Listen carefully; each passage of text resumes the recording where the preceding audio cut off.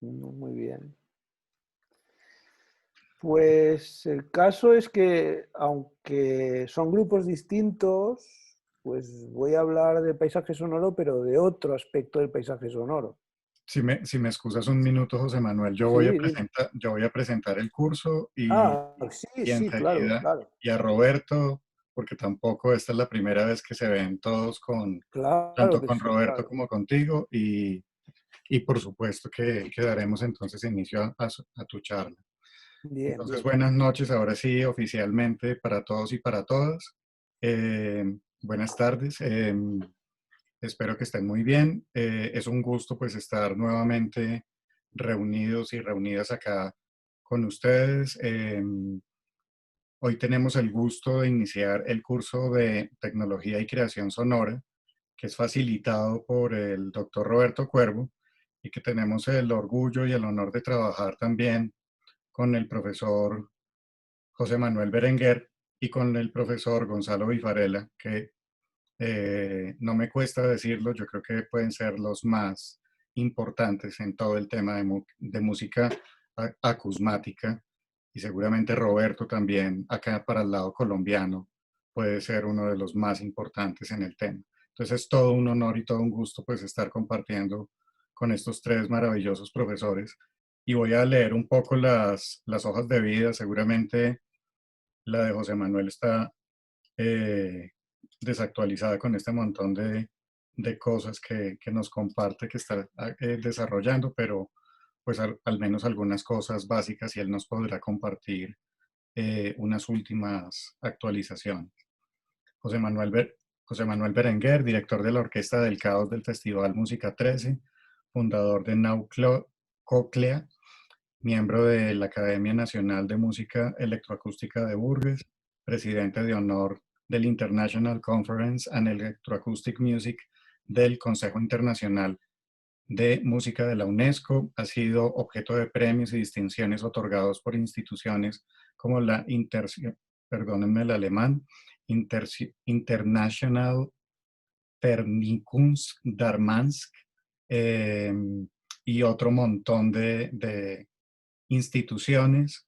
En los últimos años ha tendido a expresar su pensamiento artístico por la instalación y los dispositivos de computación en tiempo real, con la reflexión acerca de la filosofía y la historia de la ciencia, los límites de la lengua, la ética, la vida, la inteligencia artificial, la robótica y el metabolismo de la información, los límites de la percepción y la comprensión humana.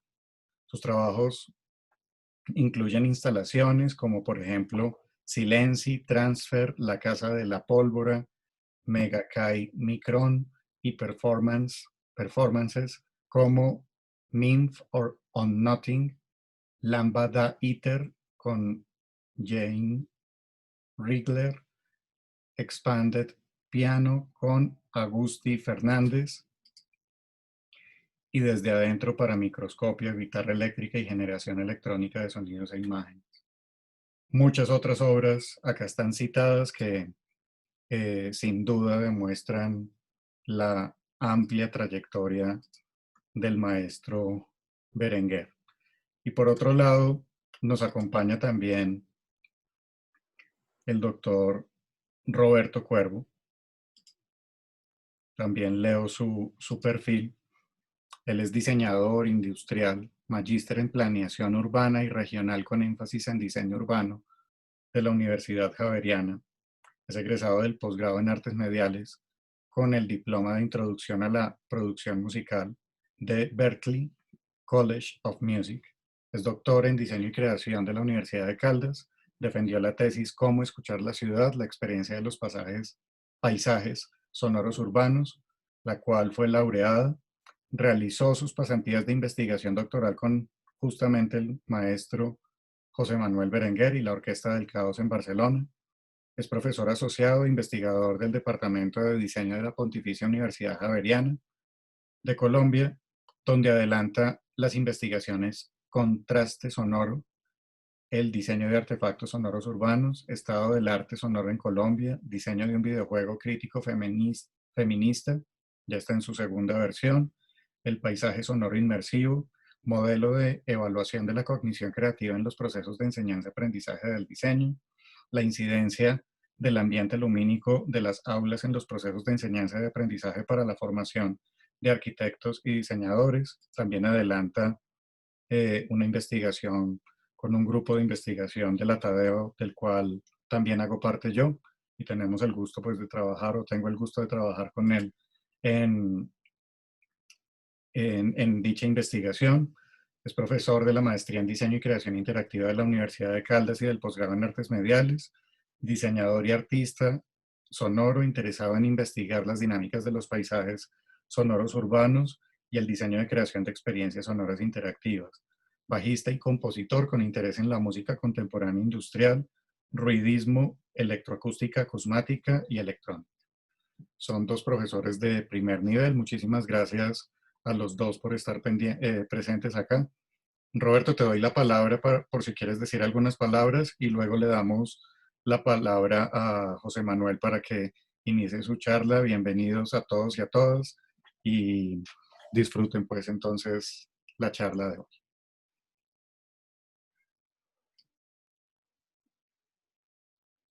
Estás muteado, Roberto. Estás con... Ya, perdón. Que buenas tardes a todas y a todos los estudiantes y pues muchas gracias, Diego. Simplemente pues vamos a estar aquí en este curso.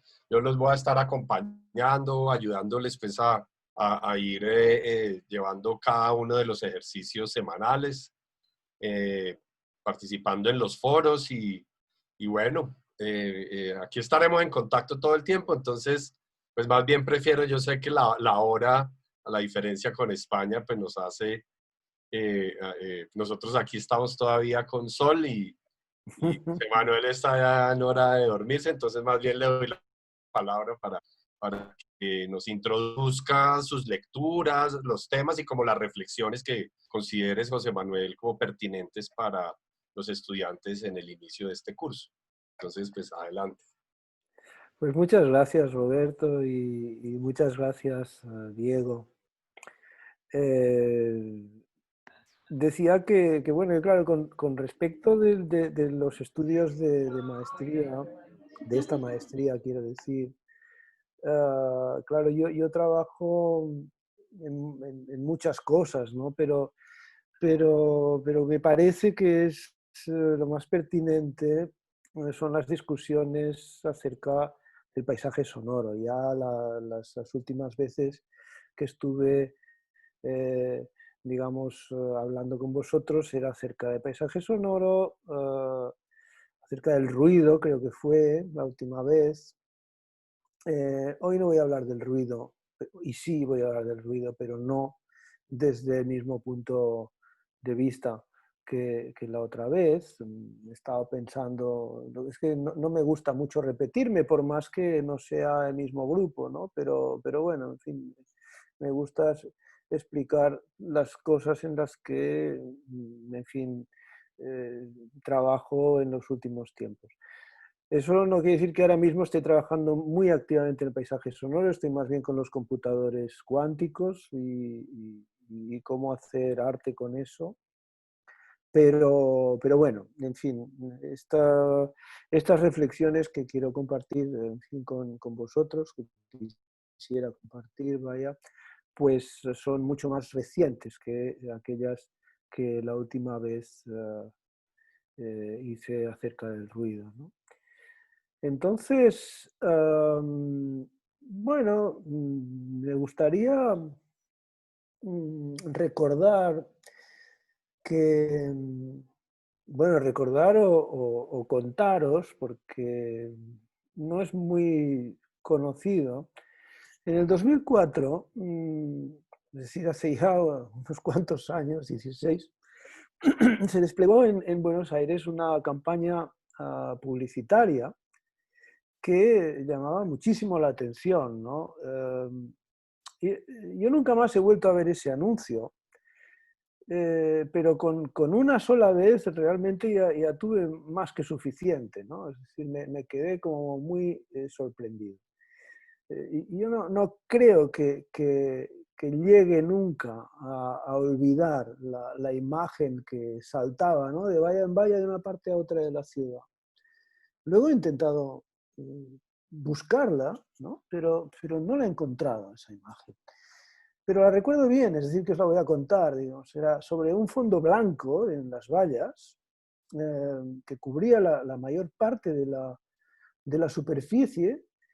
Había una gran oreja, una oreja como esta, de color gris, y de cuya cisura, la cisura esta que hay aquí, la cisura intertrágica, que está muy próxima al orificio de acceso al canal auditivo externo, se precipitaban al suelo 3 gotas de sangre, rojas, brillantes, ¿no?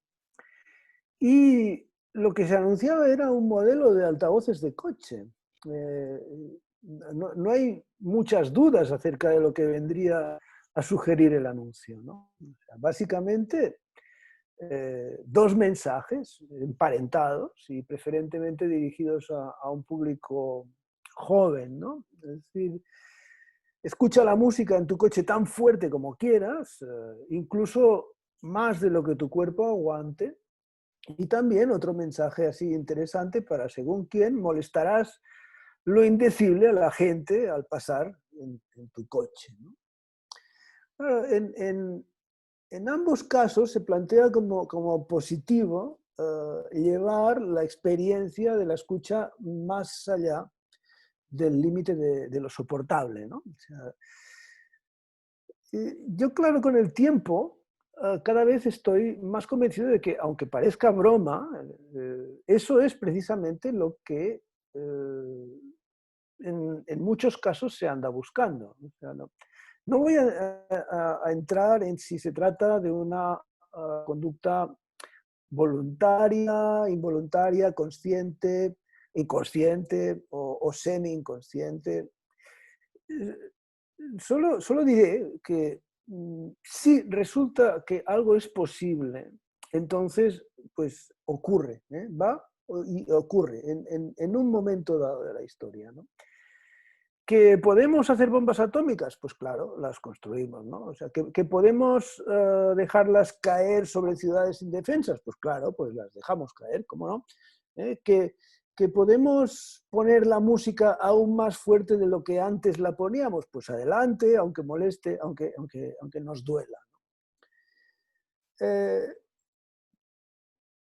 Tenemos unas estructuras de control social que son capaces de poner impedimentos a todo tipo de investigaciones orientadas a la generación de conocimientos y nuevas vías de curación de enfermedades, por ejemplo, para las que hasta la fecha no existe tratamiento claro.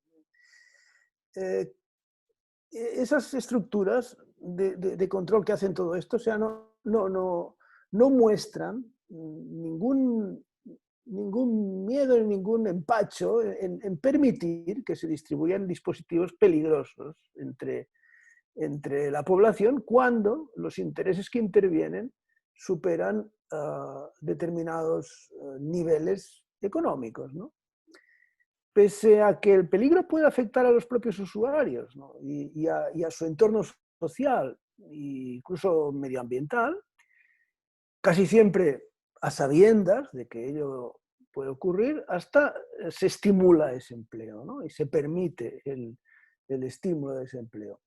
Si no son pistolas y otros armamentos, que son legales aún en demasiados países, como por ejemplo en Estados Unidos de Norteamérica, pues pueden ser altavoces de cualquier potencia, o sea, legales en casi todas partes, a pesar de que son útiles como instrumento bélico y también de tortura. Los altavoces de alta potencia pueden ser utilizados para torturar. Claro, condicionados por el realismo de algunas películas donde la gente muere por la agresión directa de la bala o el cuchillo que desgarra las entrañas de alguien, no nos damos cuenta de que las bombas, cuando matan, lo hacen mucho más por la onda expansiva que por la metralla, ¿no? La destrucción y la muerte llegan con una onda de presión de una amplitud desmesurada. Los escudos humanos españoles, que son a los que he tenido acceso en la época de Irak, describían la explosión de los 6.000 kilogramos de pólvora de aluminio de la llamada podadora de margaritas, de nombre oficial BLU-82, y lo hacían sin dejar lugar a dudas acerca de las propiedades letales del sonido, ¿no? En cualquier caso, no satisfecho con lo apocalíptico de los resultados, hace ya más de 15 o quizá más años, el Departamento de Defensa de los Estados Unidos se superó a sí mismo y, por supuesto, también a la podadora de margaritas con una bomba que llamó la madre de todas las bombas, la MOAB, que tiene una carga explosiva que alcanza los 9.000 kilogramos, ¿no? Entonces, bueno, volviendo a los altavoces del anuncio, quisiera recordar que un aparato auditivo humano sometido a presiones muy inferiores a los máximos alcanzables por esos instrumentos puede sufrir desgarros, microhemorragias, en algunos casos irreversibles, ¿no? No hace muchos años, al hilo de las sofisticaciones culinarias de la nueva cocina, había un chiste de Forges, que es un humorista que trabajaba en el país y que desgraciadamente pues, nos dejó hace ya unos años. Ironizaba, ¿no? Ironizaba con una propuesta de una llamada o una supuesta cocina asesina que él suponía que podría llegar a ponerse de moda en un futuro, en fin, lejano, ¿no? Y en el dibujo, los camareros lo que hacían era pinchar la cabeza de los comensales con la cubertería, ¿no? Claro, está por ver que la cocina asesina sea realidad algún día, pero la música asesina existe desde que en discotecas y conciertos se rebasan los niveles seguros de sonido en varios órdenes de magnitud, ¿no? Por ejemplo, si el estándar de seguridad laboral en muchos países aconseja un nivel de 85 decibelios, de un concierto de rock medio supera los 100 decibelios. Eso sí, claro, no en todo el recinto, pero entre las filas 15 y 18. No sé si tengo que recordar que cada unidad representa en esa escala la multiplicación por 1.26 del valor del flujo de energía o de la presión acústica. En cualquier caso, claro, la diferencia entre el valor de seguridad y la medida de la experiencia citada es de 15 decibelios, lo que significa que entre el flujo de energía considerado límite de lo seguro y el de la medida en esas condiciones hay una relación de 1 a 1.26 elevado a 15. Es decir, que es de 1 a 32. Es decir, hay entonces que multiplicar el flujo límite de energía seguro, digamos, por 32 para alcanzar el que reina en según qué lugares y en según qué conciertos, ¿no? Eso es una inmensidad, ¿no? Es una brutalidad, es un asesinato, en cierta manera, al menos de las células del aparato de Corti, que es el sistema, digamos, celular que nos hace de sensor de los sonidos. Yo aquí dejaré abierta la pregunta acerca de la razón por la que necesitamos ese tipo de autolesión. Yo la verdad es que no la encuentro, pero ya que lo hacemos, seguro que debemos pensar que alguna hay, ¿no? En cualquier caso, yo me descubro a veces ensoñando que en el interior de esos coches que al pasar despiden latidos descomunales, ¿no? Boom, boom. usualmente al ritmo de un agresivo castrense, monótono 4x4, debe haber gentes entre esas personas a quienes quizá les encante sangrar por los oídos, ¿no? Y es que los automóviles, que no solo sirven para mejorar las condiciones de los viajes y la independencia de sus usuarios, ¿no? Desde siempre, incluso antes de existir, en sus predecesores, que son las carrozas, los carros, los carruajes, carromatos, etcétera, ya tuvieron la función de significar la identidad, y no solo la identidad, sino el poder de sus propietarios. Como sería de esperar, pues los accesorios acústicos de los carruajes de hoy en día ofrecen cada vez más prestaciones, ¿no? Entre ellas la de hacernos, entre comillas, sangrar por los oídos con mayor eficacia. La escucha de la música en esas condiciones de violencia no solo tiene lugar por el puro placer de hacerlo, que no lo niego, o sea, aunque ya digo aquí que tampoco deseo ni aconsejo experimentar, ¿no? Claro, mucha gente se pasea por ahí con su coche y su música por el puro placer de mostrarse.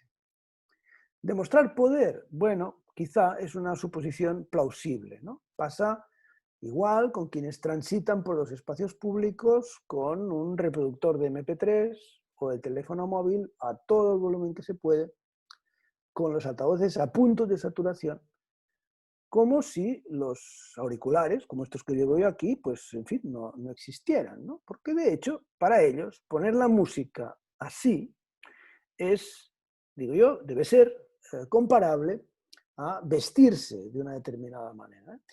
Y pasa igual con la gente que al venir los calores, por ejemplo, ahora ustedes aún tienen frío, aquí ya estamos a punto de tenerlo, pero hace unos meses, pues cuando venía el calor, la gente abría la ventana de su habitación y ponía música en sus equipos domésticos cada vez más potentes, ¿no? Y tal vez habían pasado el invierno sin escucharla o escuchándola muy poco. A pesar de ello, cuando las temperaturas aumentan, la apertura de ventanas se acompaña a menudo de cada vez más altos niveles de música saliendo por ellas, ¿no? Claro, sin duda la caricia del cuerpo de la brisa fresca de una mañana de primavera es un gran placer que, acompañado del exhibicionismo que es indispensable para vencer el pudor natural por invadir el vecindario de fluvios y de basuras personales, pues debe ser doblemente estimulante, ¿no? Estoy seguro de que si la exhibición de insignias y banderas no fuera placentera, la apertura de ventanas al son de la música, pues quizá no se practicaría tanto, ¿no? Y lo que me parece preocupante es que el fenómeno, lejos de disminuir, va en aumento a la par de casi todo su texto inmediato, ¿no?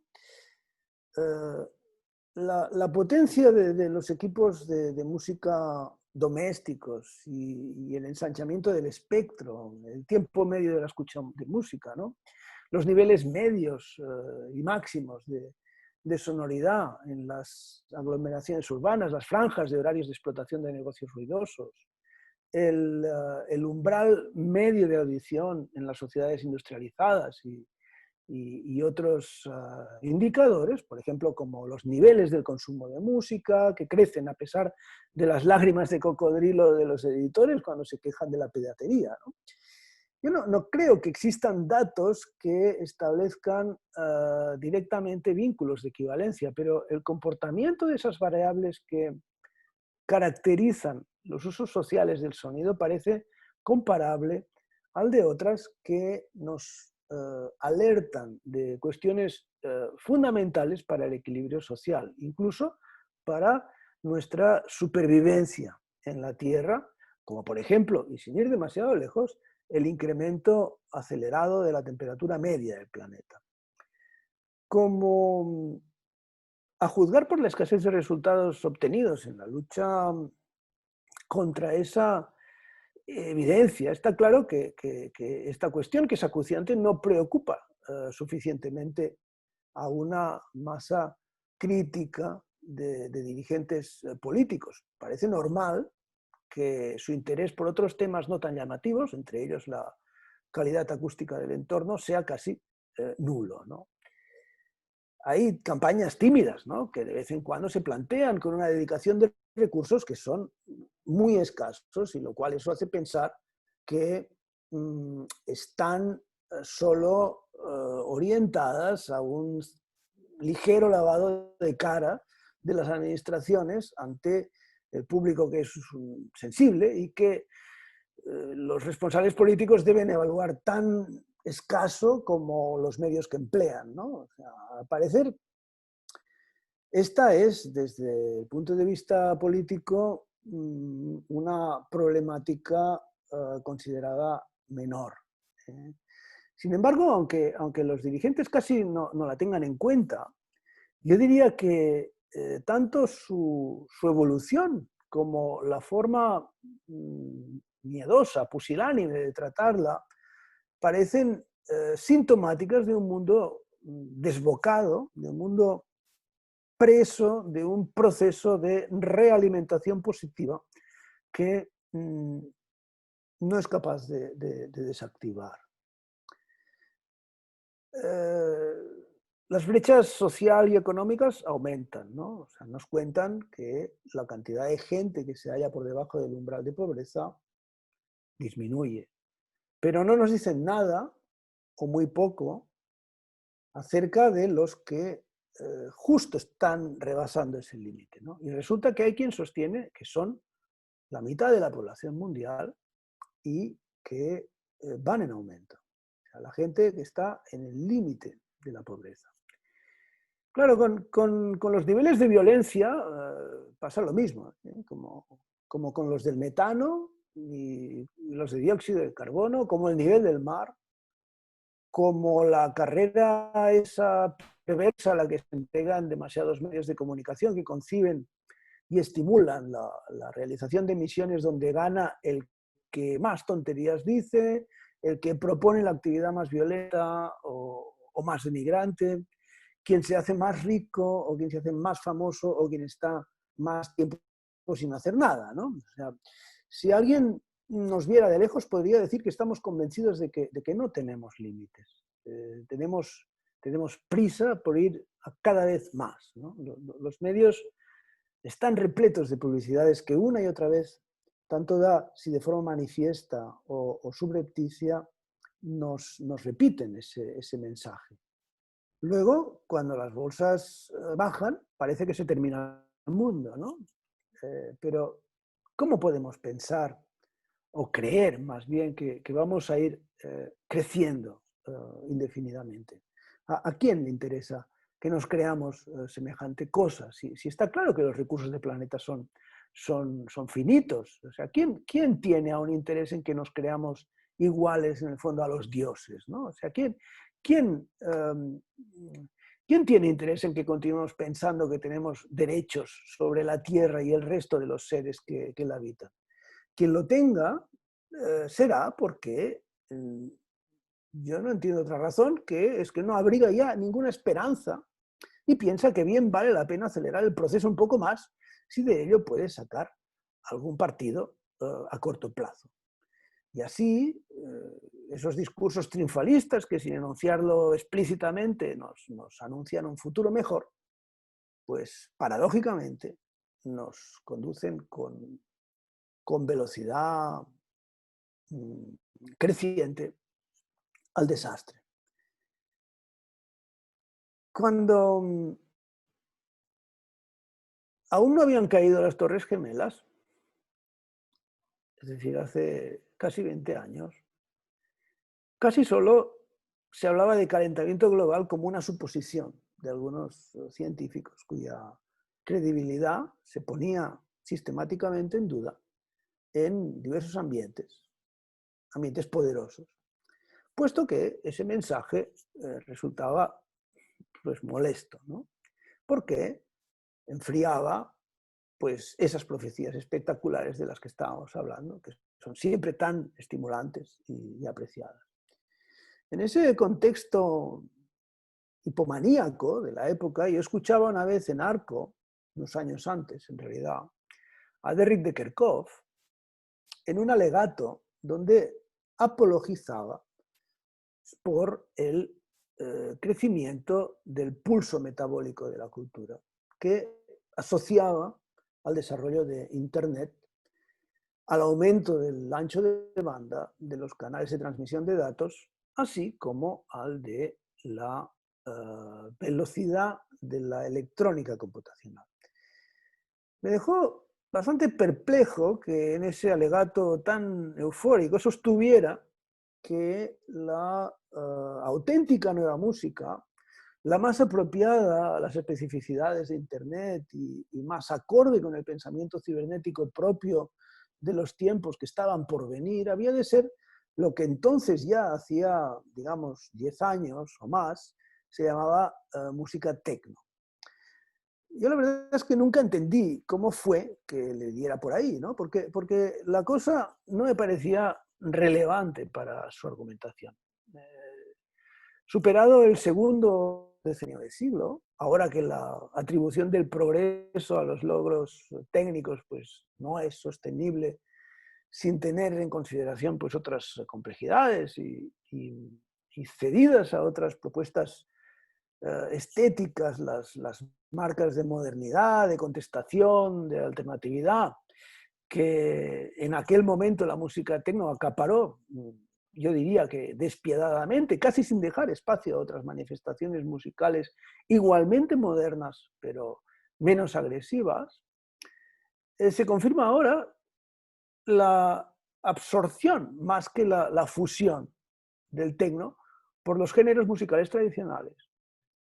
En aquella época, de Kerkhoff no era el único observador visionario, entusiasmado por la velocidad a la que íbamos quemando etapas. Ese ir hacia algo de lo cual solo se sabía que era más que el punto en el que nos encontrábamos era generalizado. Pero más qué, ¿no? Pues en realidad no decían mucho más, o sea, solo más. Como si hubiera algún lugar a donde ir, como si hubiera algo que fuera superior a otra cosa. ¿Qué íbamos a generar estando en semejante estado de ánimo? Sinceramente creo que, más que nada, confusión. Probablemente la confusión en la que nos encontramos ahora, ¿no? Podría ser que Internet presentara un paso más en la evolución del pensamiento humano, seguro. Seguro que es un factor que contribuye extraordinariamente en los procesos de socialización. Pero si con el empleo del término evolución se quiere apuntar a cambios sustanciales en el material genético, tenemos en cuenta los límites físicos del funcionamiento del órgano que lo hace posible, que es el cerebro, así como su capacidad real de evolucionar. Durante un paseo por la Vila de Gracia, que bueno, con Roberto la conoce, la Vila de Gracia. Hemos paseado por la Vila de Gracia juntos. Yo recuerdo, en el verano del 2009, y digamos con la inteligencia artificial como tema general de conversación, Lali Barrier, una matemática que durante mucho tiempo estuvo interesada por la música, ella creaba música, lo que pasa es que luego tuvo un problema de oído, tuvo que dejarlo, verdaderamente fue una verdadera lástima. Pues Lali me hizo ver que la inteligencia podría caracterizarse por la capacidad de generar productos de desecho. Llama la atención el hecho de que nuestro cerebro, que es un órgano que se va constituyendo como resultado de uno de los múltiples procesos evolutivos de la vida, ¿no? Es un fenómeno que invierte temporalmente la tendencia inexorable del universo al desorden, ¿no? Mientras que el universo tiende al desorden, la vida trata de ordenar, trata de crear islas de orden, ¿no? Llama la atención de que ese cerebro sea capaz de determinar generando tanta basura, tanto desorden, tanto ruido? Precisamente en el momento en que parece estar alcanzando precisamente sus límites de eficacia.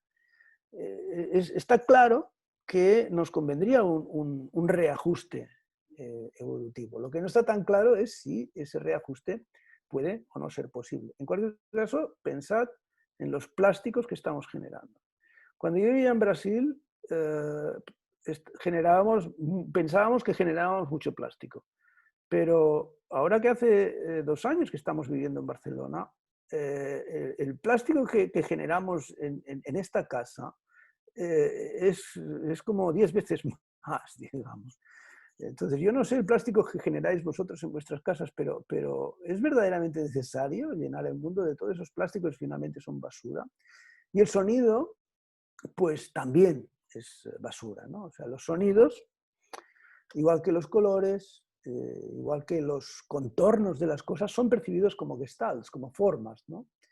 Y todas las estructuras generadoras de formas en la naturaleza están de manera directa o indirecta condicionadas por mecanismos, por procesos evolutivos, así que suscitan percepciones cambiantes, ¿no?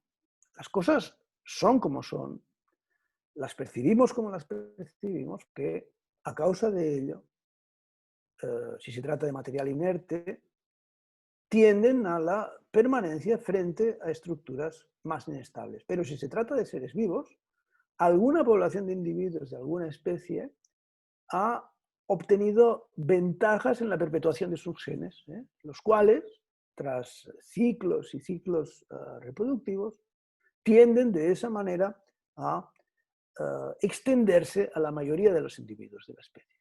Los cantos nupciales de las aves, por ejemplo, son de forma concreta porque gracias a ello las estructuras genéticas que los determinan tienden a obtener más éxito reproductivo que otras estructuras genéticas que determinan cantos menos atractivos para los individuos del sexo opuesto.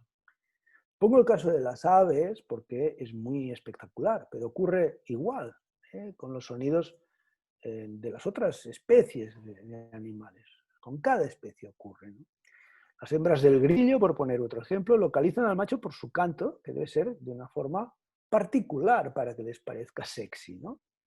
El sonido de unas especies encuentra su lugar entre el de las otras tras periodos larguísimos de adaptación, ¿no?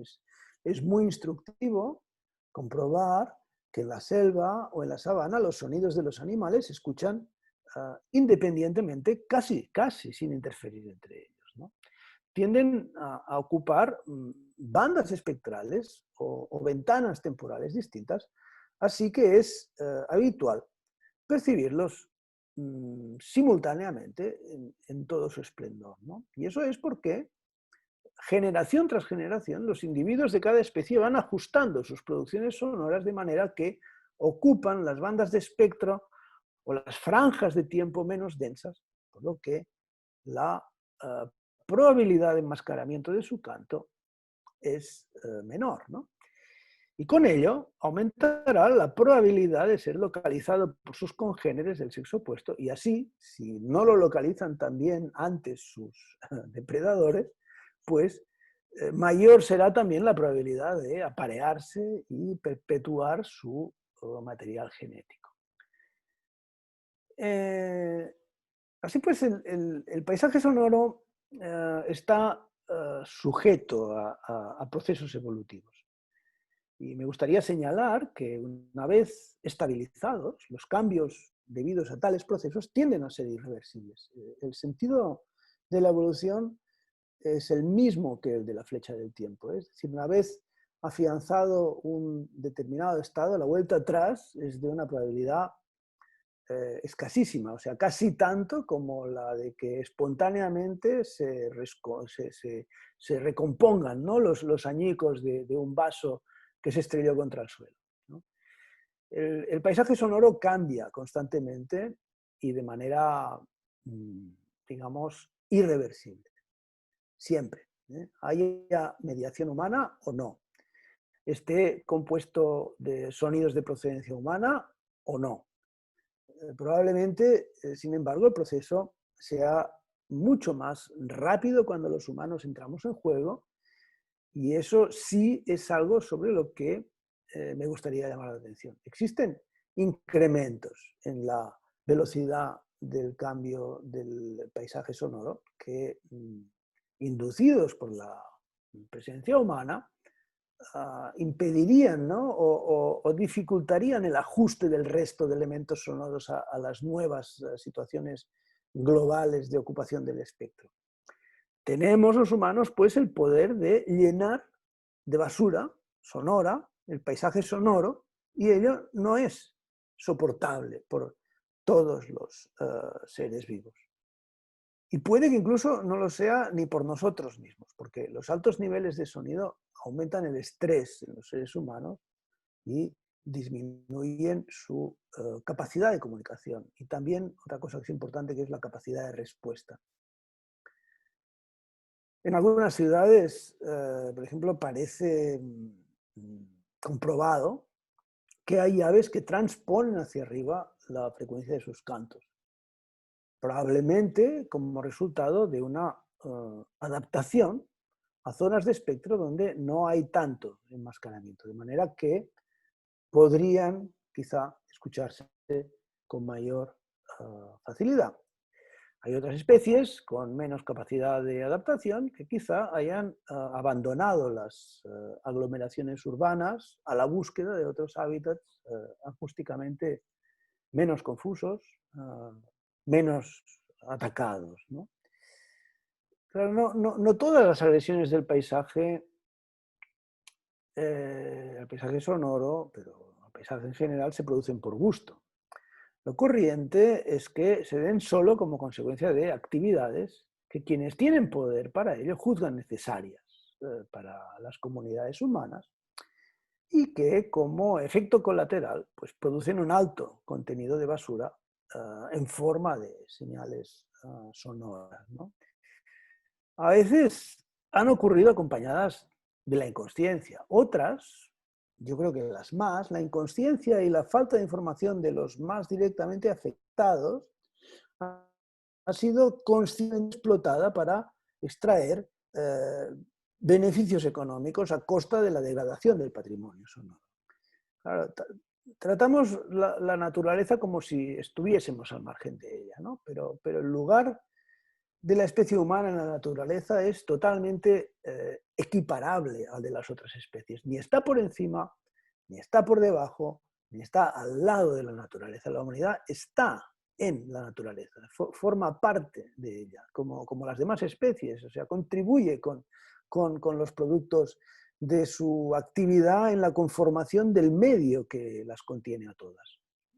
Esa oposición entre artificialidad como propiedad eminentemente humana, no determinada biológicamente, y la naturalidad como característica tanto humana como del resto de la naturaleza, a mí personalmente no me parece convincente. En principio, porque siento muy dudoso que las culturas humanas no tengan determinantes biológicos.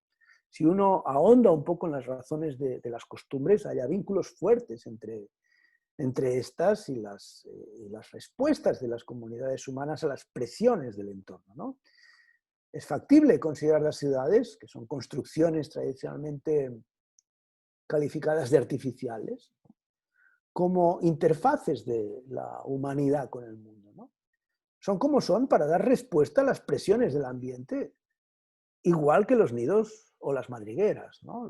Los techos de las casas están para protegernos de la lluvia, del calor, del frío. Los acondicionadores de aire para contribuir en el mantenimiento de la temperatura, ¿no? Dentro de unos determinados límites, ¿no? Igualmente, no sé, el alcantarillado sirve para canalizar aguas y así poder desplazarnos sin demasiado problema por las aceras cuando llueve o cuando ha llovido hace un rato, ¿no? Claro, si el mobiliario es diseñado de acuerdo a nuestras especificidades biofísicas, los menús se diseñan teniendo en cuenta tanto nuestras necesidades de aporte energético como las particularidades placenteras, ¿no?, del sentido del gusto. Los deportes llevan al extremo habilidades enteramente dependientes de nuestras condiciones biológicas, ¿no? Debemos protegernos de las lluvias, debemos protegernos de la temperatura, porque dependemos de nuestra condición biológica. Y necesitamos los mercados para acceder a los nutrientes que asegurarán el equilibrio termodinámico de nuestras estructuras bioquímicas, ¿no? Entonces, vaya, encontraríamos infinidad de ejemplos similares. Y se me puede objetar que hay una gran diversidad de culturas, de respuestas distintas, pues, ¿no?, a esas presiones del ambiente sobre los humanos, y que no se entendería cómo hay tantas. Pero claro, cada especie constituye en sí una respuesta distinta a esa clase de presiones. Se trata de azar filtrado por las condiciones ambientales de cada lugar.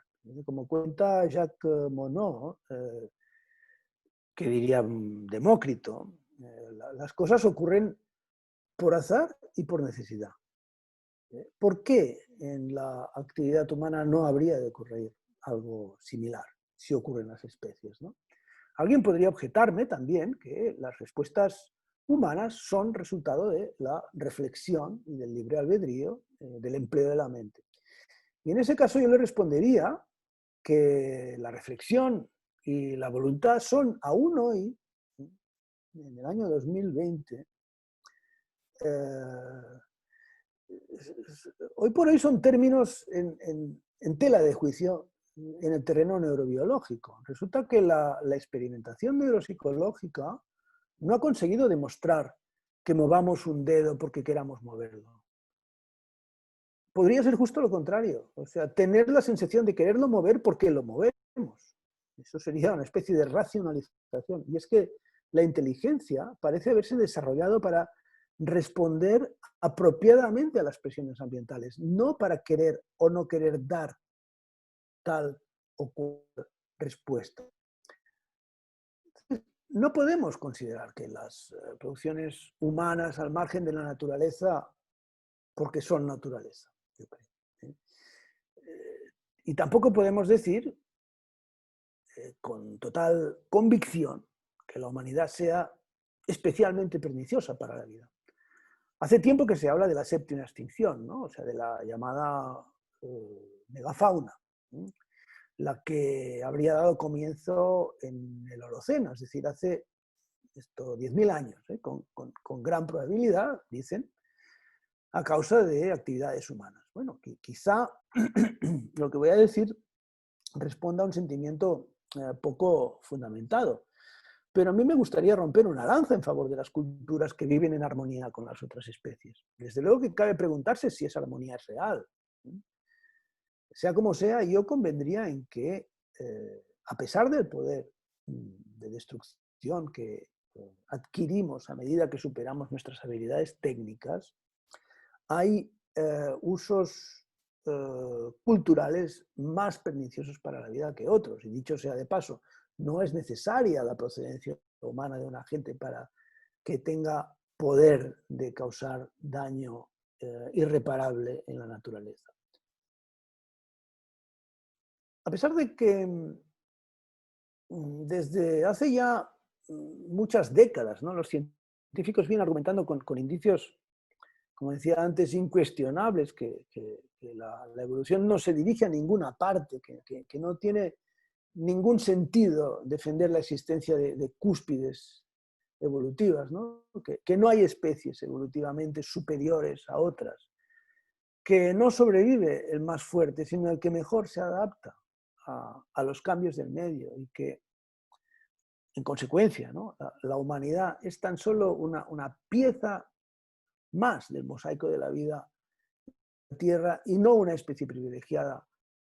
Con muchísima frecuencia y en personas de recursos intelectuales muy variopintos, escuchamos opiniones que, si fueran, digamos, argumentadas al extremo, se revelarían contrarias a ese punto de vista evolucionista, que a mí al menos me parece tan razonable, ¿no? La tendencia a situarnos por encima del resto de la naturaleza es algo verdaderamente atávico, ¿no? Por las razones que sean, las orientaciones preponderantes de las culturas humanas han preferido dominarla a integrarse en ella, ¿no? Al parecer, por alguna razón, resultó rentable diferenciarse de la naturaleza, quizá para dominarla, ¿no?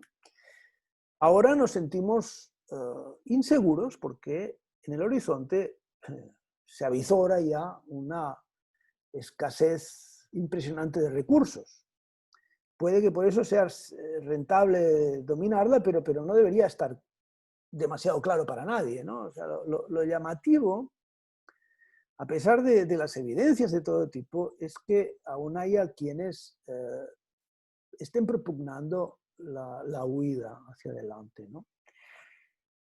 A mí no se me ocurre nada verdaderamente amable acerca de las posiciones ideológicas que necesitan separar la humanidad del resto de la naturaleza, porque se justifican en visiones jerarquizadas y piramidales del mundo, en cuya cúspide solo cabe instalar a algún dios, justo por debajo de la cual se sitúa la humanidad y, por supuesto, debajo de ella, el resto de los seres vivientes. No digamos ya los seres no vivientes, ¿no? Se sigue que de esa construcción, que si la estructura de la creación divina tiene, digamos, jerarquías, pues también debe poseerlas la humanidad. Es decir, que es natural que existan unos humanos con derechos sobre otros humanos. Y pienso, por ejemplo, en quienes totalmente al margen de la voluntad popular deciden pues, las leyes de bosques o de costas de un país en beneficio de entidades chapuceramente, irresponsablemente diseñadas para la obtención de rendimiento económico, sin tener en cuenta el deterioro seguro de recursos que conllevan esas estrategias orientadas exclusivamente a ese fin, ¿no? La presencia de la jerarquización en esas estructuras ideológicas y la consecuente existencia de castas, ¿no? con derechos sobre otras castas y sobre el mundo es, yo creo, la fuente de todos esos desmanes a los que, desgraciadamente, estamos tan acostumbrados ya que, bueno, casi ni sin casi ni reaccionamos, ¿no? La música, para los humanos, que es una parte importante del paisaje sonoro, es un espejo de lo que estoy diciendo en muchos sentidos, ¿no? Por ejemplo, muchos escenarios que se instalan al aire libre para las celebraciones populares tienen aspecto de mezquita o de ábside de una iglesia cristiana, de un templo, en cualquier caso. A mí, claro, tanto sea templo, iglesia, mezquita, tanto me da, o sea, ninguna de estas imágenes me tranquiliza, digamos. El caso es que no puedo compartir generalmente mi desasosiego con todo el mundo, ¿no? Porque la idea de que la música emite mensajes cargados de ideología,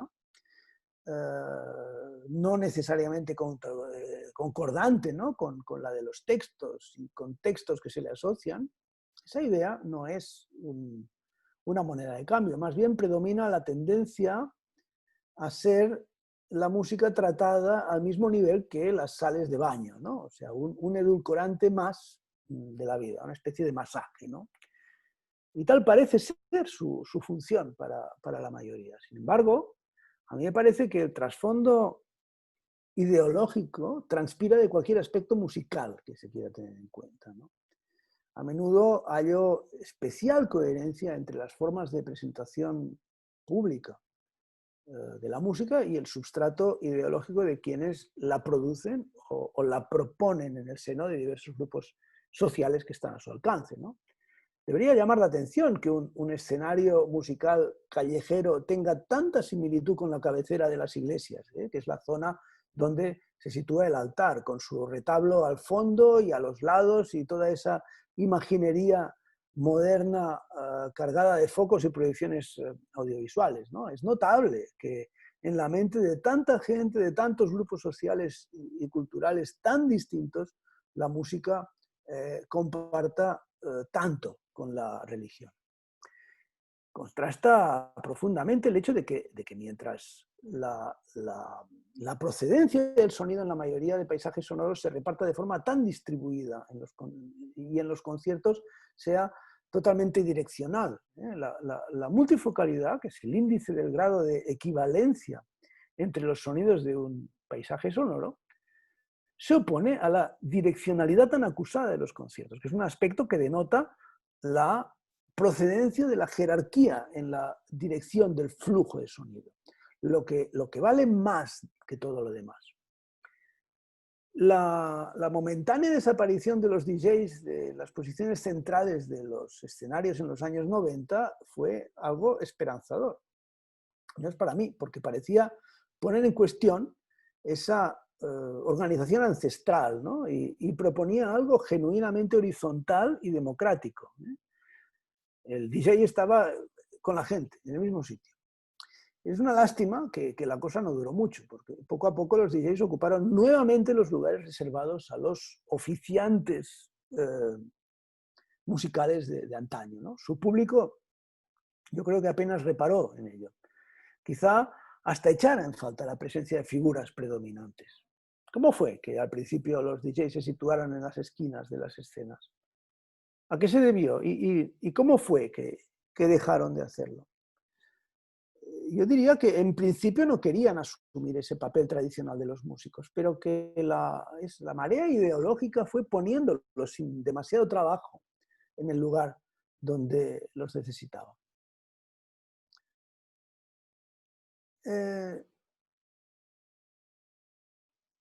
Ante nosotros se levantan escollos, digamos, cada vez más definidos y de muy complicada superación. Estamos a las puertas de lo que muchos califican de cuello de botella, ¿no? Las reservas de petróleo se acercan a toda velocidad al punto en el que su explotación deja de ser rentable. Las energías renovables tienen aún problemas para suministrar toda la energía que requerimos para continuar al mismo ritmo que en la actualidad. El cambio climático y el calentamiento global, digamos, asociado, cuya probabilidad de ser antropogénico es del 90% o ya más, está ya en una situación crítica. En la actualidad, la temperatura media global supera el 0,9 grados científicos, la media de la era preindustrial.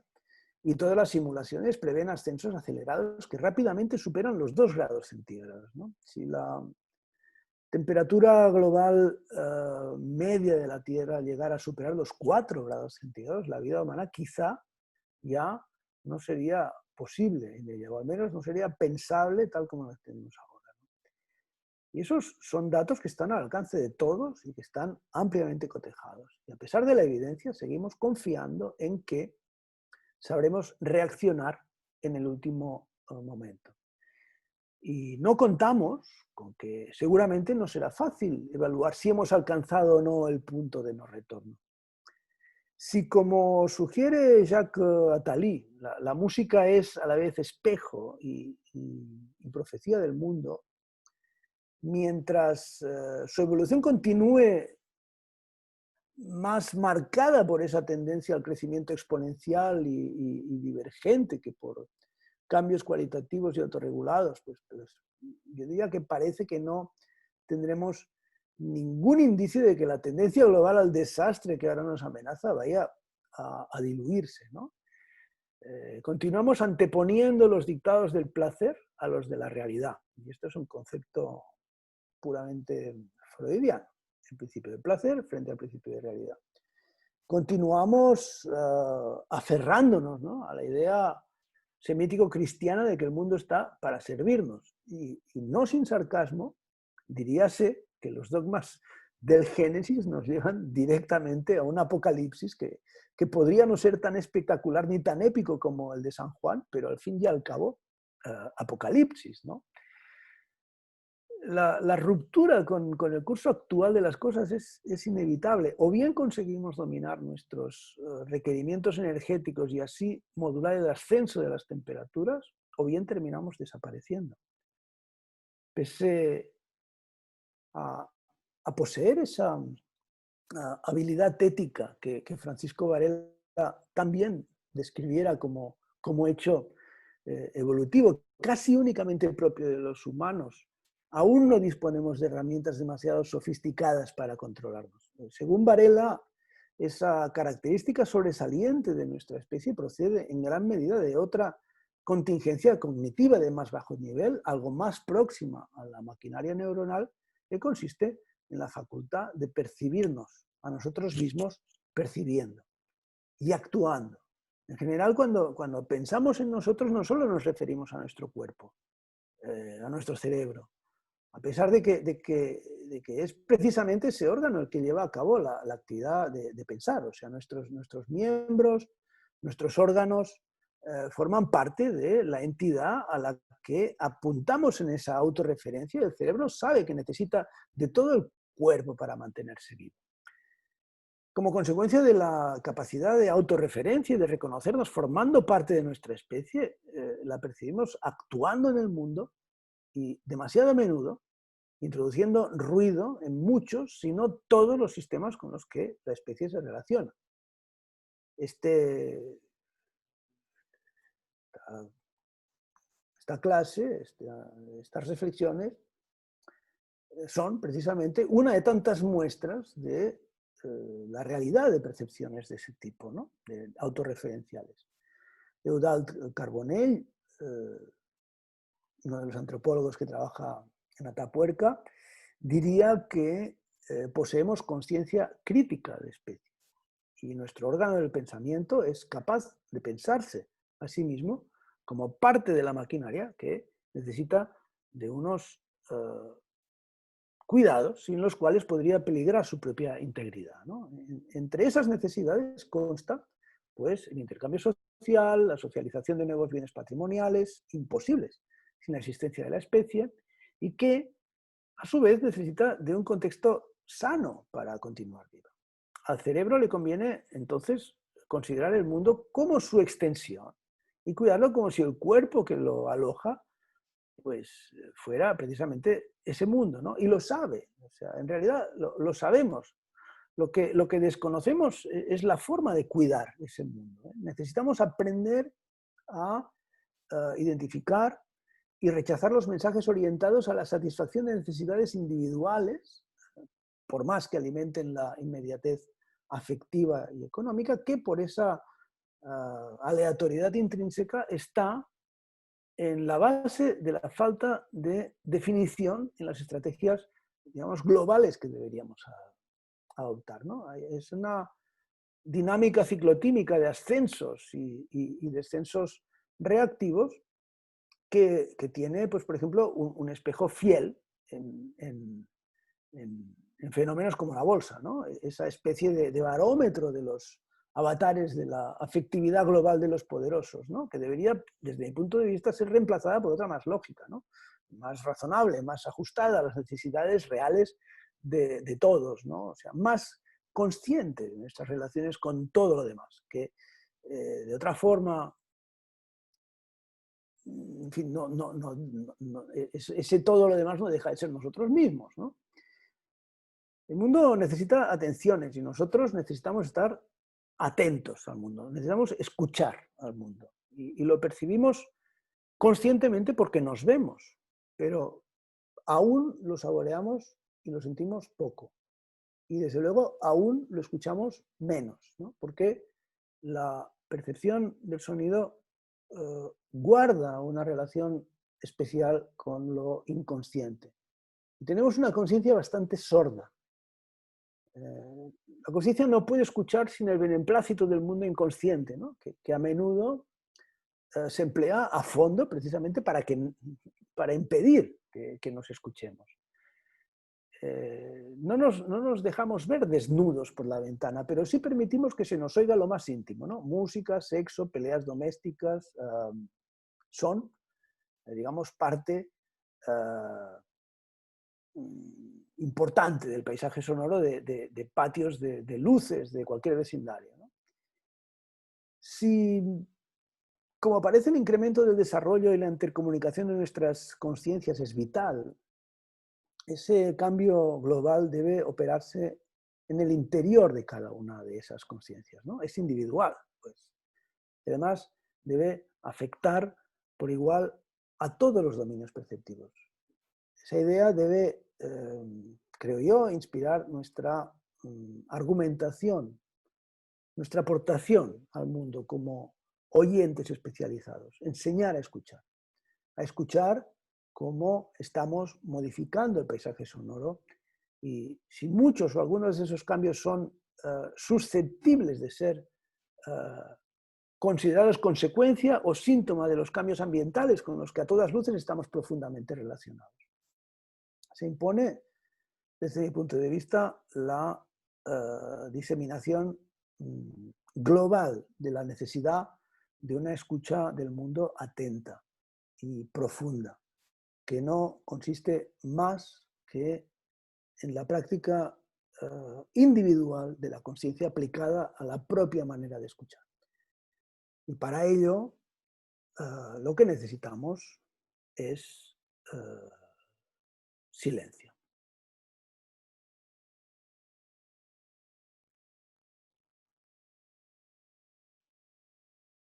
Anda, hay un gato en la pantalla. Ese es el mío, ese es el mío.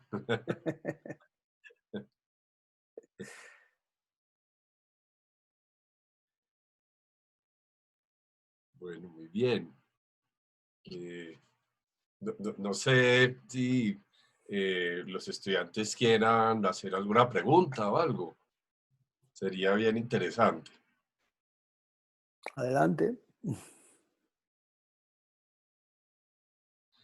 Yo mientras tanto quisiera pues hacer alguna referencia a elementos que mencionas que me parecen claves y ese es la producción, cómo el supuesto desarrollo ha estado hilado a una producción de ruido bien importante. Yo que soy diseñador industrial, digamos que mi disciplina se ocupa de pensar en esos artefactos que supuestamente nos facilitan la vida cotidiana en términos generales. Eso es el diseño. Pues creo que la variable sonora en el diseño industrial poco se piensa, no es común, es mucho más común pensar en lo visual, incluso hoy en día es bastante común pensar en lo olfativo, se diseñan odotipos para hacer experiencias en almacenes y bueno, pero lo sonoro se piensa o desde lo utilitario como un indicador, ¿cierto? Como por ejemplo, cuando se diseña un objeto, pues si hay una interacción, entonces pues la manera en que el dispositivo nos avisa que hubo una interacción es por lo general con un sonido que se diseña. Pero así como pensamos hoy en día en el diseño, la variable pues de lo sostenible en términos también de reducir el impacto ambiental, casi siempre se piensa objetualmente, es en los materiales, tú mencionabas el plástico, digamos que eso es una reflexión permanente en el diseño industrial al menos. Se piensa en los procesos productivos y el impacto que eso tiene, en reducirlos, la oferta ambiental que pueda haber, pero poco se piensa en la contaminación acústica que generan todos estos artefactos. ¿Sí?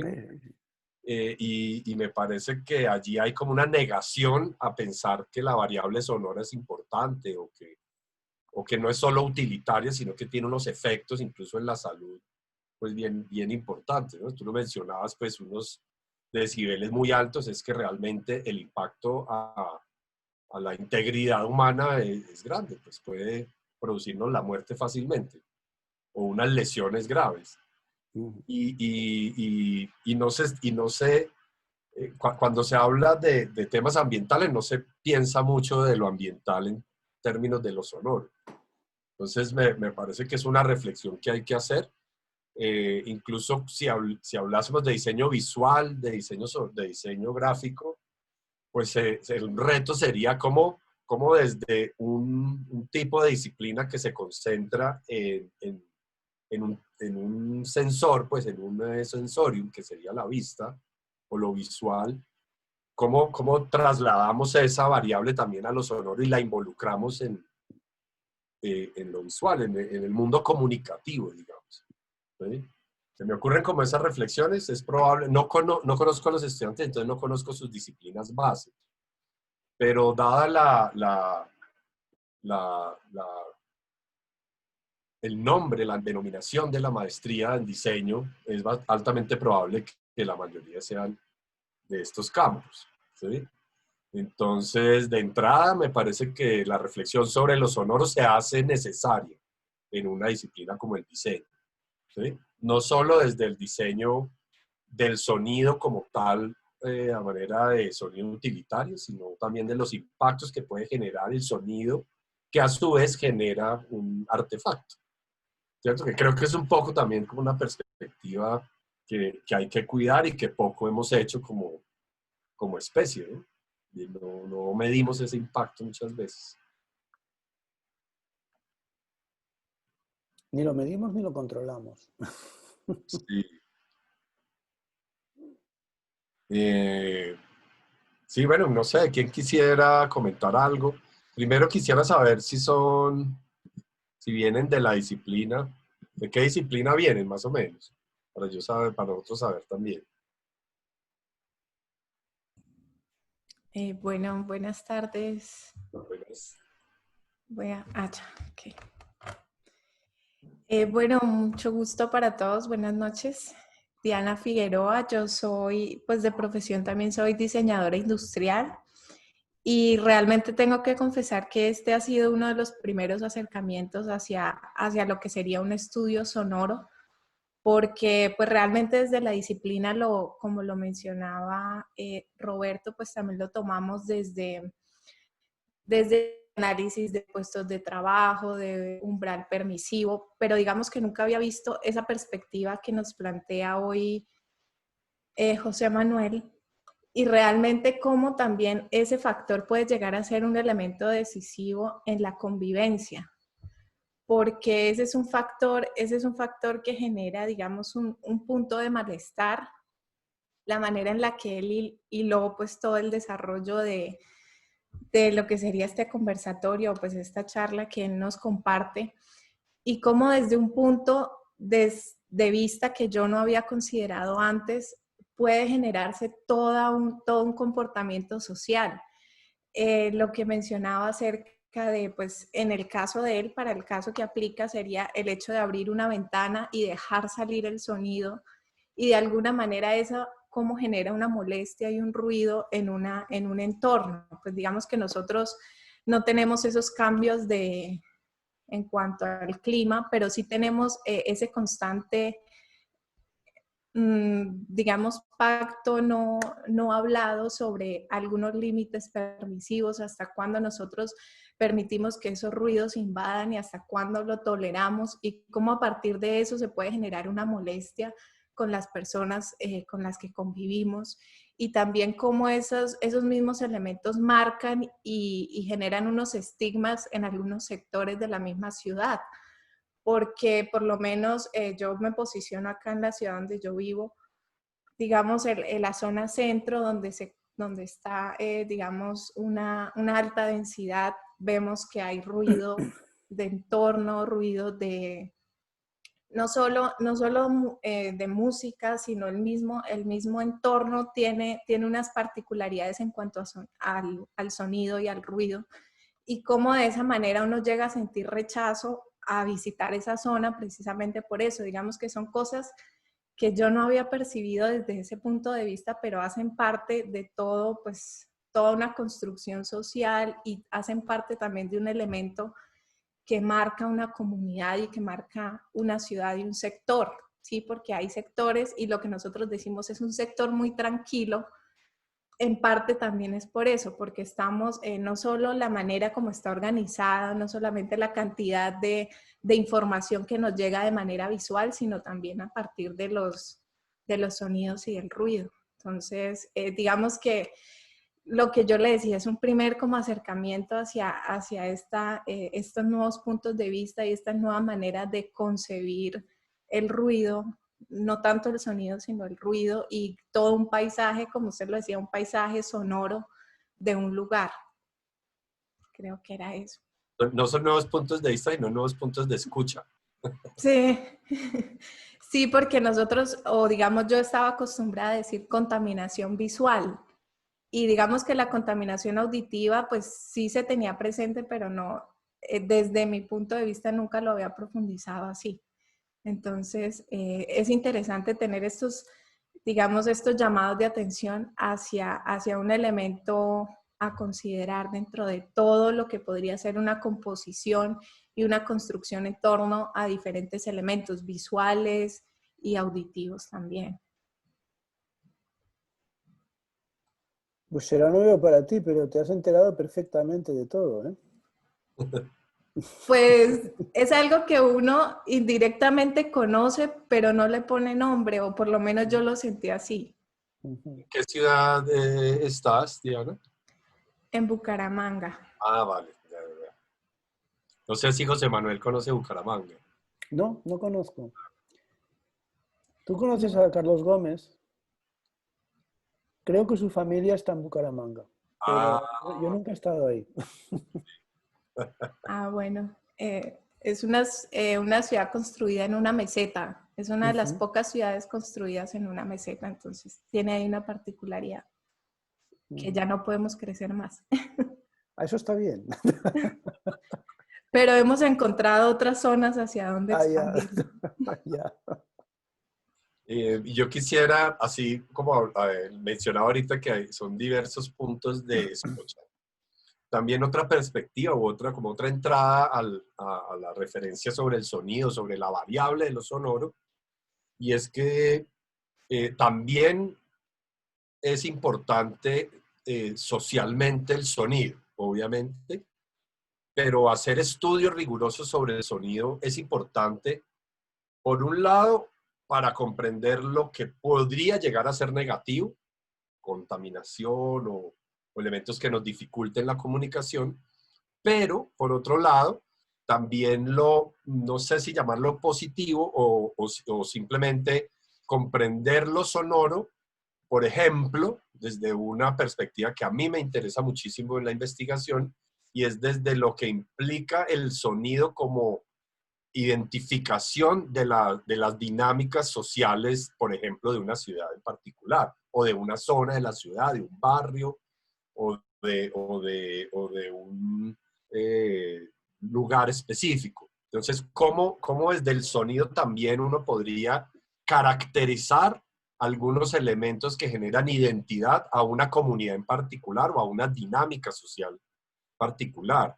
En ese sentido, por ejemplo, quiero compartirles el tema de investigación que estoy en este momento con un compañero de investigador de la ciudad de Cali, el profesor Joaquín Yorca, y con una compañera profesora de la Universidad Javeriana, que ella es directora del Instituto de Patrimonio de Facultad de Arquitectura y Diseño ahí de la Javeriana, y estamos analizando particularmente la identidad sonora de los espacios de plazas de mercado. Estamos analizando dos en este momento, la plaza de mercado del 7 de agosto en Bogotá y la galería, se dice en Cali, la galería de la Alameda, que son escalas similares urbanas y cómo lo sonoro allí genera una identidad del espacio, de sus dinámicas,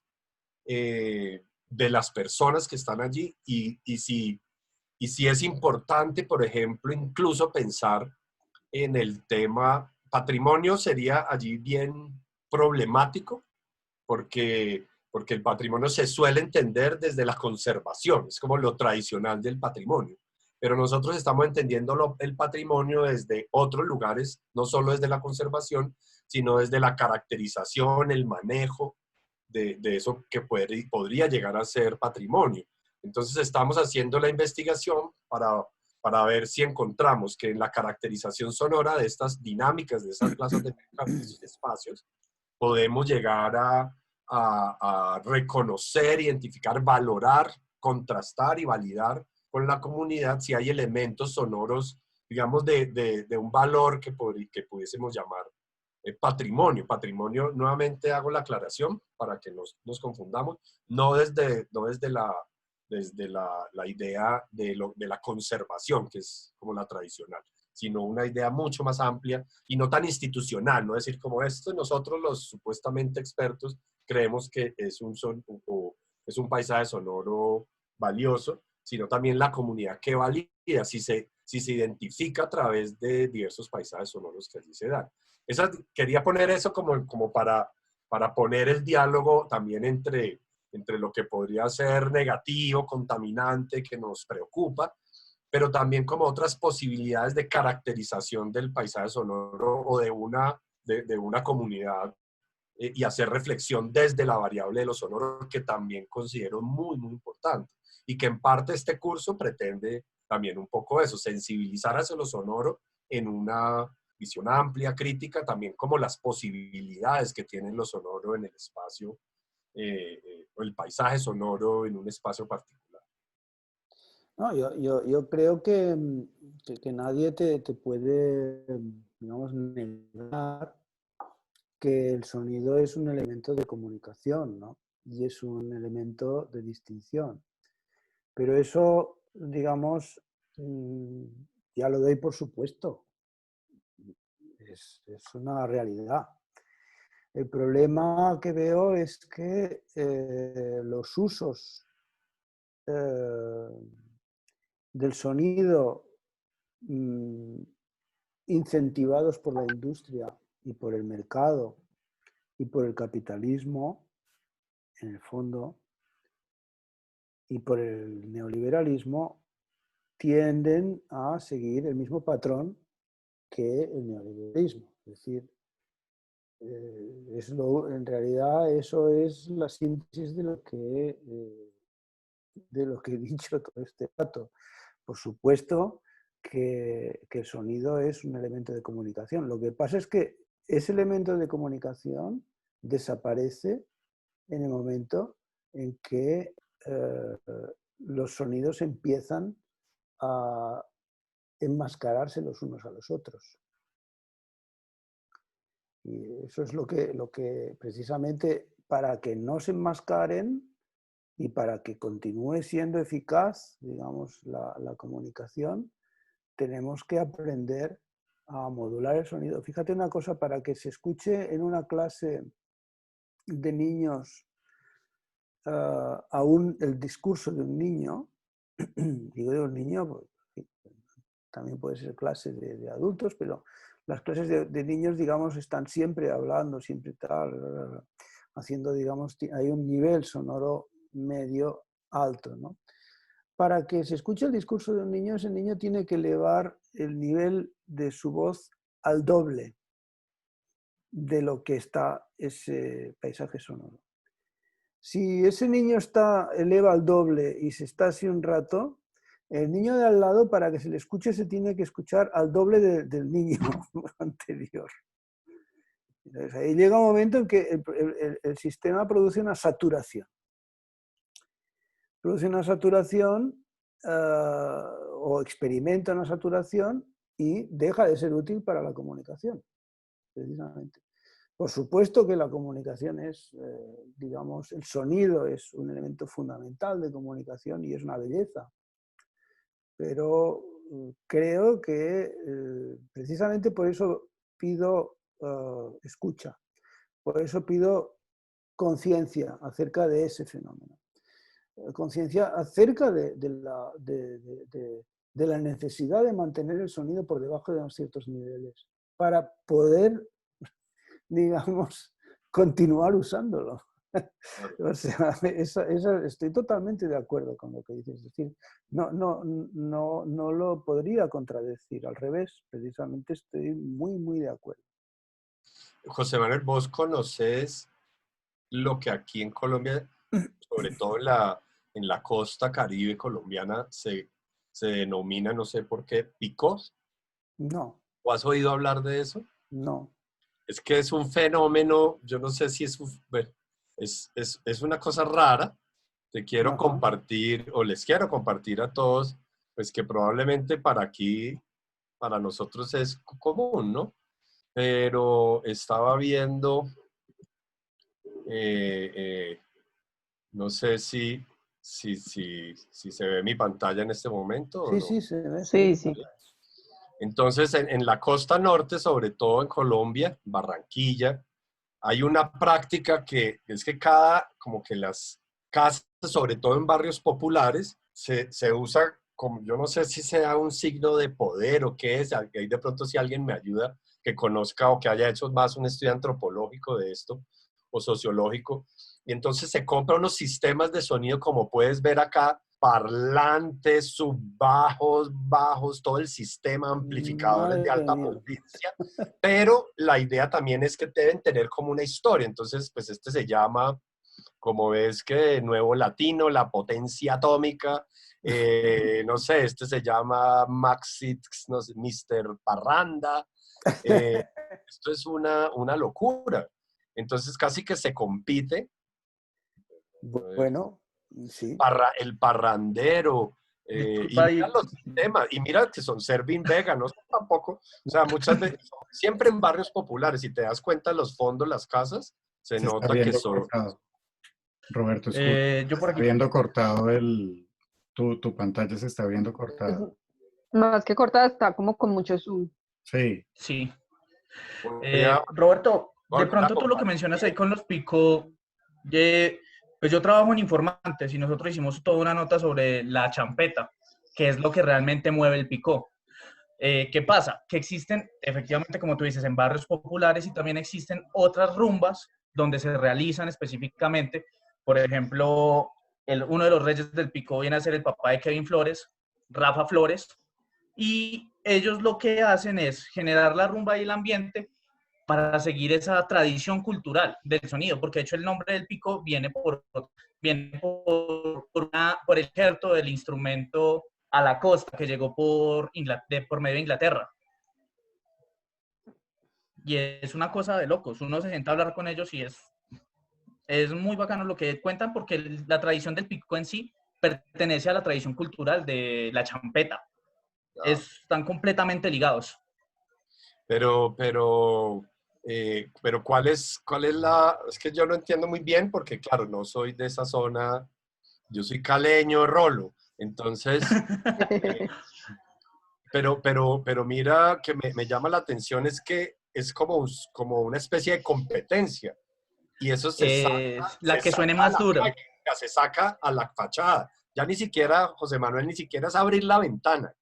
Esto no es para la casa, es para sacarlo y entonces el Bueno, vecino saca el otro que es más grande y entonces terminan con una locura. Pero siempre están, ¿cómo se llama? Como decorados. sí, sí, sí. Están tuneados, ¿no? Están tuneados, exactamente, ¿sí? Pero son ¿Sabes? los gigantes, entonces son todos los de la cuadra, los del barrio, al tiempo. Esto es una locura.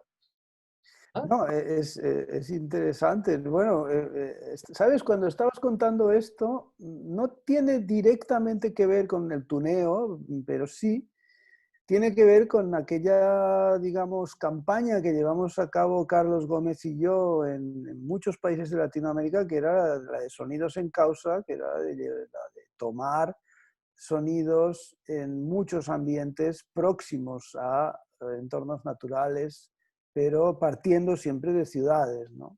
Ajá. Y nos fuimos a Leticia y a Tabatinga, y desde esas ciudades nos adentrábamos todo lo que podíamos en la selva, hasta 30 o 40 kilómetros andando. Entonces, en Tabatinga, en el malecón de Tabatinga, había, digamos, pues como, no sé, 40 bares, ¿no? En un espacio bastante pequeño. Y cada bar tenía un Fender igual que el que tiene estoy detrás. Y que lo tenían puesto al 10, al máximo. O sea, aquello ladrando. En Leticia parecido, pero en Tabatinga más, digamos. Tabatinga, que era la zona brasileña bueno, la ciudad brasileña de Trapecio, ¿no? De Trapecio amazónico. Y la verdad es que, bueno, había verdaderas guerras sonoras entre los propietarios de los bares, ¿no? Que decían que tenían que ponerlo fuerte para atraer a la gente para que consumiera, ¿no? Ahora, ese tuneado, la verdad es que, claro, no tiene que ver con lo que estoy diciendo, ¿eh? O sea, ese tuneado es nuevo para mí. La verdad es que me parece fantástico, ¿no? No me había fijado en eso. Había visto, por ejemplo, pues, en fin, carros Sí. cargados de altavoces que, bueno, que los llevan por ahí, en fin, en muchos lugares. En Brasil está lleno, ¿no? En Brasil, creo que en Colombia también habíamos visto en alguna ciudad, en México, en fin, pero altavoces por todas partes, o sea, aquello va cargado de altavoces, ¿no? Pero este tuneo, oye, Cervin Vega, me has dicho que era. Sí, no. Que en serio viviendas populares y yo creo que le deben invertir un Sí, dinero, claro. porque es que los subbajos Servin Vega valen mucho dinero. Sí, claro. Y mira que una anécdota, pero ya en otra población del Pacífico, en el Chocó colombiano, en el Pacífico colombiano, estábamos haciendo un proyecto social de diseño y fuimos con estudiantes a una población que se llama Bahía Cupica.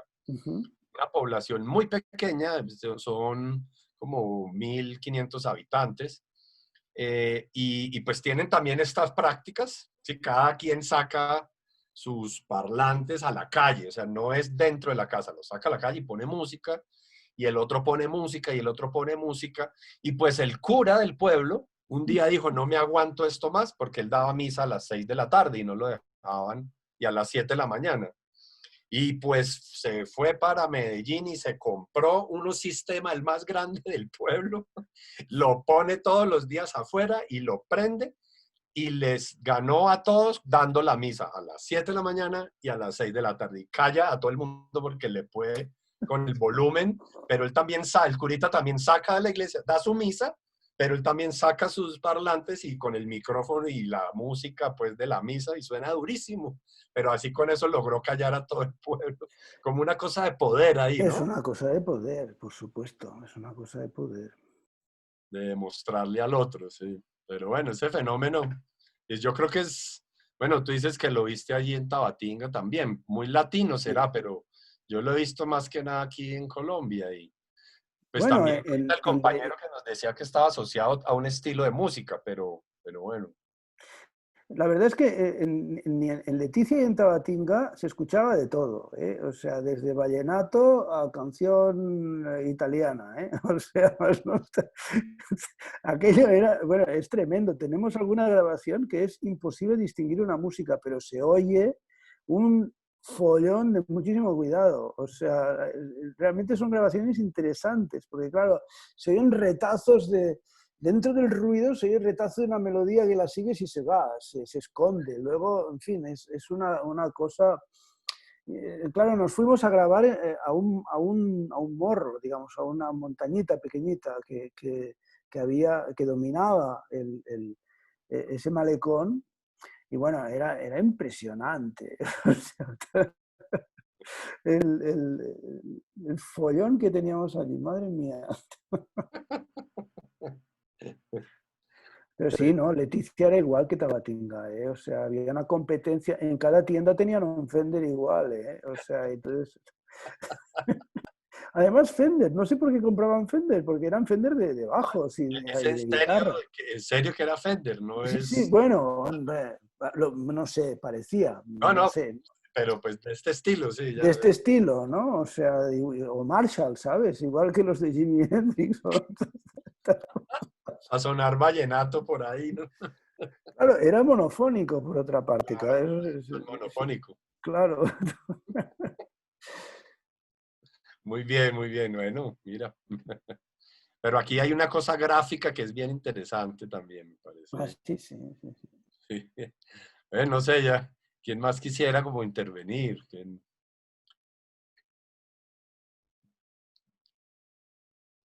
Alguien por ahí, a ver.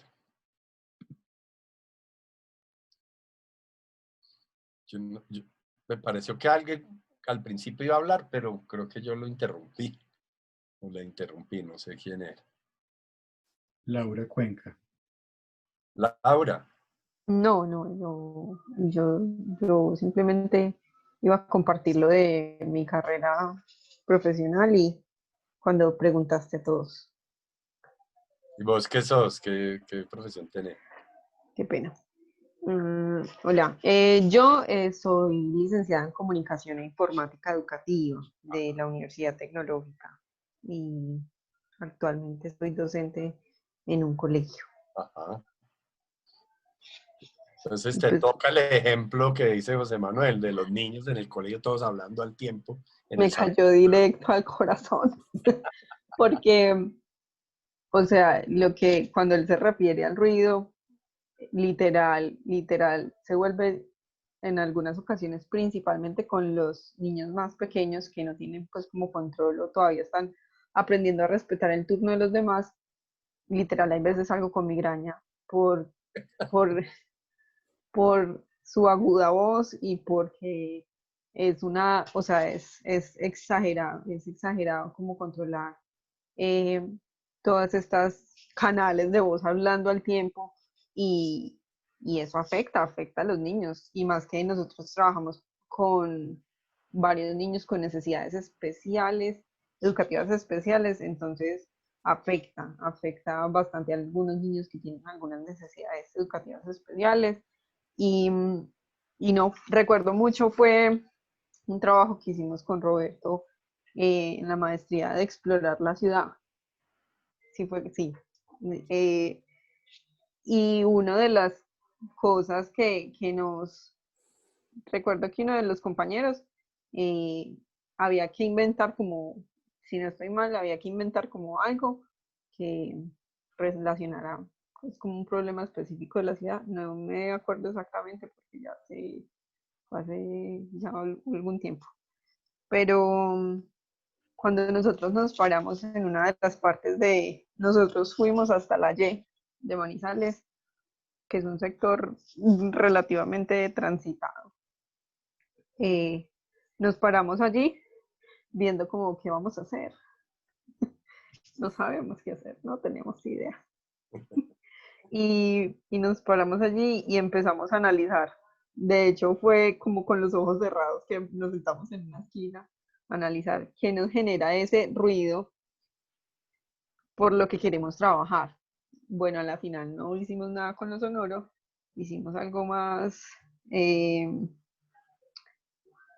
con algo que nos generaba ruido visual, pero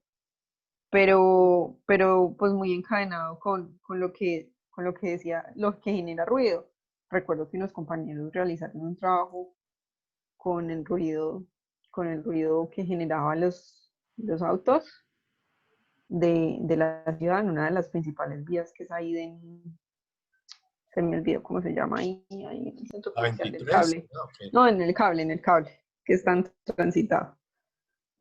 Pero no, pues es que es un tema muy valioso, muy valioso, porque recuerdo mucho a un profesor en el pregrado, eh, que una de nuestras materias de cine, que nos decía mucho que lo que más nosotros tenemos que poner la imagen, cuidado al el final es el trabajo del semestre, es como hacer una película, un corto. Y nos decía que más que la imagen, más que la luz, guión, todo, que más que eso había que cuidar mucho el tema del sonido. Que aunque en Colombia era un tema que, no, pues veo que no solo en Colombia, sino en todo lado es un tema muy menospreciado porque es lo que menos cuidado se le pone. Y, y la verdad es algo que cambia de la noche a la mañana temas por decir, de lo audiovisual. El sonido es lo que le da el sentimiento, el sonido es lo que inspira emoción. Y pues como lo decía él, nosotros el primer sentido que tenemos desde el vientre de la madre es lo auditivo. Entonces, y es algo como tan menospreciado y que hace que realmente algo salga magnífico o que realmente sea una porquería. Sí, sí, es cierto, ¿no? Mira que yo observo con preocupación que, por ejemplo, los dispositivos móviles van avanzando en tecnología, sale la generación siguiente, y cada vez vienen más robustos en la cámara, por ejemplo, con respecto a lo visual y en la pantalla. O sea, pantallas cada vez de más definición, muy nítidas, cámaras además de 4K o más, o con varios lentes, gran angular y bueno, todo esto. Pero no observo nunca, por ejemplo, como un atributo de venta, por ejemplo, o de avance tecnológico, nada que dé cuenta de lo sonoro. No es como, y esto tiene un micrófono de una mayor respuesta de frecuencia. No. No, no. ¿Sabes? Es como que eso no importa tanto. Y asimismo en la producción audiovisual, ¿sí? Veo preocupación por lo visual y no tanto por el audio. Entonces la mayoría de videos que se consumen en las redes sociales, en Facebook o Instagram, pues sí, la persona abre la cámara, pone video y pues claro, el video se ve muy bien lo visual, pero lo auditivo por lo general o lo tiene en la mano, lo tapa el micrófono. Mucha gente ni siquiera sabe dónde están los micrófonos de su dispositivo. Y entonces o lo tapa con la mano o no se preocupa, porque además el sonido se toma desde lejos y toma todo el paisaje sonoro. Y los estudiantes a veces hacen una entrevista y si es en exteriores, eso no suena nada, es terrible. Y es cierto, ¿no? Como que no hay cuidado, lo que tú dices desde lo audiovisual, por ejemplo, hay muy poco cuidado por el audio en términos generales, digamos, de las personas no conocedoras, ¿sí? Si vos estudiaste eso, seguramente entraste a un estudio de grabación y sabes las implicaciones que tiene. Pero comúnmente es lo visual lo que sigue siendo como importante, ¿no? La Y es como lo que pantalla, la más cámara. prima. Sí. Cambio el micrófono, son micrófonos, pues que tampoco es que, o sea, están bien para lo que supuestamente son, es para captar los rangos de la voz, pero no, son de muy baja calidad. Y ahora además que se utilizan estos manos libres, el micrófono que tiene un audífono probablemente sea todavía de más baja calidad del de la cámara, ¿sí? Y Sí, incluso en la escucha, en la casa, yo me acuerdo en mi casa, pues en la casa de mis abuelos, en la casa de mis padres y en mi casa cuando yo me fui a vivir solo, que era importantísimo el equipo de sonido, tener un equipo de sonido de alta fidelidad, ¿sí? Con unos parlantes, no tanto para que sonara duro, a mí me gustaba mucho era que sonara muy bien los agudos y los bajos, que no sonara como latoso. Y en esa y que época, sonara pues claro. había un lugar en la casa para escuchar música con calma, con buen sonido, no necesariamente muy duro, pero existía eso. Hoy en día cambió, ya el equipo de sonido dejó de ser como un mueble y se volvió un accesorio cada vez más pequeño. Y observo que se oye música es como en unos parlanticos pequeñitos, muchas veces monofónicos, o si son estéreo, pues son los dos parlantes tan cerca que realmente pues está sumándose todo. Muchos de baja calidad, otros pues más costositos con un poquitico mejor sonido, pero no hay como preocupación por eso, ni siquiera para oír música en la casa, ¿sí? O uno mismo con los audífonos. Los audífonos que yo veo en la mayoría de las personas son audífonos de baja calidad. No sé, como que hay una pérdida de interés por eso, no sé qué piensan. Bueno, yo creo que es por lo que tiene que ver con algo que he dicho antes, o sea, la consciencia, la cuestión de la consciencia. Cuando nos hacemos conscientes de las cosas, más bien, más que escuchar, miramos. O sea, entonces, la escucha permanece o continúa siendo un aspecto de la percepción muy vinculado a lo inconsciente. Entonces, quizá tenga por ahí haya un camino o una razón por la cual se considere más importante que estemos viendo una información que escuchándola. Porque, digamos, es más fácil quedarnos con toda la información visual que con la información acústica. Porque la información acústica no tiene la característica también que tiene mucha, o sea, digamos, hay parte de la información visual que permanece estática en el tiempo de tu percepción, mientras que en el tiempo de tu percepción sonora la estaticidad no existe, los sonidos no se aparecen enseguida. En cambio, un texto se queda ahí claro, una foto también se te queda, entonces tú te la puedes mirar todo lo que quieras. Es más difícil, digamos, dedicarle tiempo a un sonido.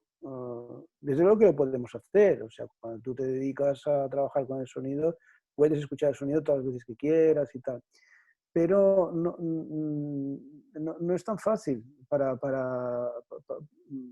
la población en general, en realidad, eso es lo que quiero decir. O sea, es mucho más fácil quedarte con una foto y esa foto del Instagram te la miras y la remiras y la vuelves a mirar y no sé qué, tal y cual. El sonido es más difícil de estar, digamos, expuesto a él de una manera continua.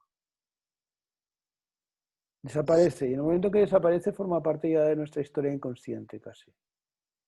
Esperemos que con este curso ampliemos la conciencia de un poco de escucha de nuestros estudiantes. Tiene que ser fantástico eso. Bueno, José Manuel, pues ya yo sé que para ti es tardísimo ya o temprano, no sé. Sería, te queremos molestar tanto. No, no me molestáis Queremos nada. agradecer muchísimo por... Estoy muy contento de estar con vosotros. Sí, yo sé que te apasionan todos estos temas. Pero pues de todas maneras creo que igual estamos en tiempo ya de ir cerrando, de cerrar este inicio del curso.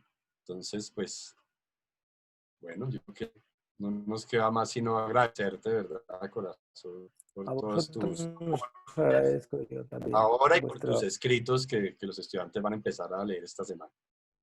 Muy bien. Bueno, pues José Manuel, como siempre, pues maravillosa tu charla, tu intervención y también los aportes de Roberto fantásticos. A Muy los bien. dos, muchísimas gracias. Pues estaremos en contacto. Les recuerdo a los estudiantes que efectivamente, como lo acaba de mencionar Roberto, ya se encuentran disponibles los contenidos del maestro Berenguer. Allí en la plataforma los pueden consultar ya y también ya se encuentra activa la actividad de la primera semana que corresponde, como en todos los cursos, a la reflexión crítica correspondiente pues a los temas de las lecturas y lógicamente de la conferencia del día de hoy. Así que pues iniciaremos el proceso de interacción.